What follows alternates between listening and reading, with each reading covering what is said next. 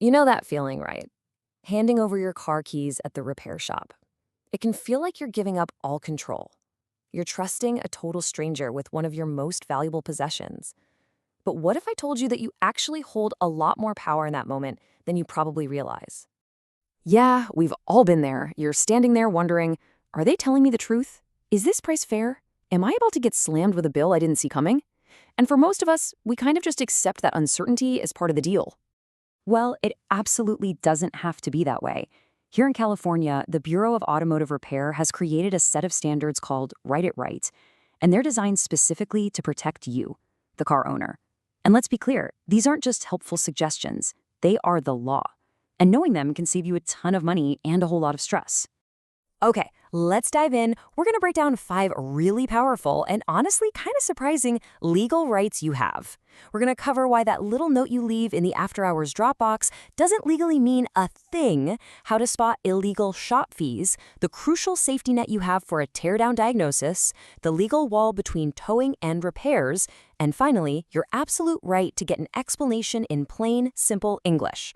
First up, let's talk about something I like to call the Dropbox trap.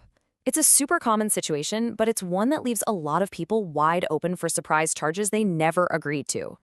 So picture this. You drop your car off after the shop closes. You leave your keys in the slot with a quick note that says something like, "There's a rattle, please fix it." You think you've given them the green light, right? Well, legally speaking, you absolutely have not. This is what the law calls an unusual circumstance. And this isn't some gray area or a legal loophole. The Bureau of Automotive Repair is crystal clear about this. That simple note you wrote, it has zero legal power as a work authorization. This is your legal protection. Before a single tool touches your car, the shop is required by law to follow this exact process. First, they have to prepare a formal written estimate. Second, they have to contact you with the details and the cost. And third, they have to get your specific, direct approval to start the work. This whole process creates a clear paper trail and stops any arguments over what you actually said yes to. All right, moving on to our second right. This one is all about tackling those mysterious charges that just seem to magically appear at the very bottom of your bill. Have you ever seen a line on your invoice for shop supplies or miscellaneous parts with just a flat fee, like $30? Well, guess what? According to California regulations, that's illegal. It's usually just a way for shops to pad the bill. The law says they can't charge you for their general inventory. Here's the deal. You can only be charged for the specific supplies used on your car. So if they used a can of brake cleaner, they can charge you for it, but they have to list brake cleaner and its exact price right there on the invoice. It's all about total transparency, and it stops shops from making you pay for their general business overhead. Okay, this next one is huge, especially when you're dealing with a potentially massive repair. You see, sometimes a mechanic can't figure out what's wrong without taking a major part of your car, like the engine or the transmission, completely apart. This process is called a teardown. The law actually recognizes that a teardown is a really big deal. In fact, it's legally defined as a repair in and of itself, and because of that, it comes with a whole special set of rules and requires a very specific kind of estimate before they can even get started. So before they even think about taking things apart, the shop must give you 3, count them, 3 critical costs in writing. The first one is the cost of the teardown itself. This is the price just to do the diagnosis. Second, and this one is your absolute safety net. They have to tell you the cost to put your car back together if you decide not to do the full repair. This is so important because it prevents your car from being held hostage in 1,000 pieces on their garage floor. And third, they must list the cost of any parts that are going to be destroyed during the disassembly process. Things like gaskets or one-time use seals. You have a right to know all 3 of these costs up front. No surprises before you agree to a single thing.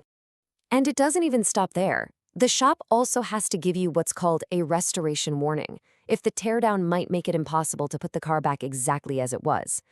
And this is crucial.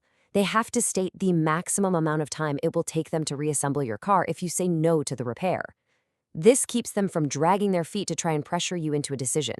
All right, on to number 4. This one creates a strict legal separation that most people have no idea exists. Think of it like a firewall between the cost of getting your car to the shop and the cost of actually fixing it. Here's the bottom line. If the repair shop is the one that arranges for your car to be towed, they are legally forbidden from burying that towing fee on your repair bill. Towing charges have to be on a completely separate document, and you have to authorize them separately. So why is this firewall so important? Well, it's a huge protection for you.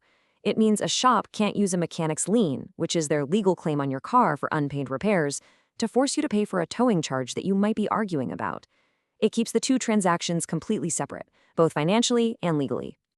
And that brings us to our final right, and this one is all about clarity. You have the right to understand exactly what you are paying for without needing a degree in mechanical engineering to figure it out. Believe it or not, the law actually forbids shops from using a bunch of industry jargon or weird acronyms on your estimate. So a line item that just says R&R TPS, that's not allowed. It has to be written out in a way any normal person can understand, like remove and replace throttle position sensor. There's a legal term for this. It's called a specific job. Every single part of the repair must be described in terms that you, the customer, can easily understand.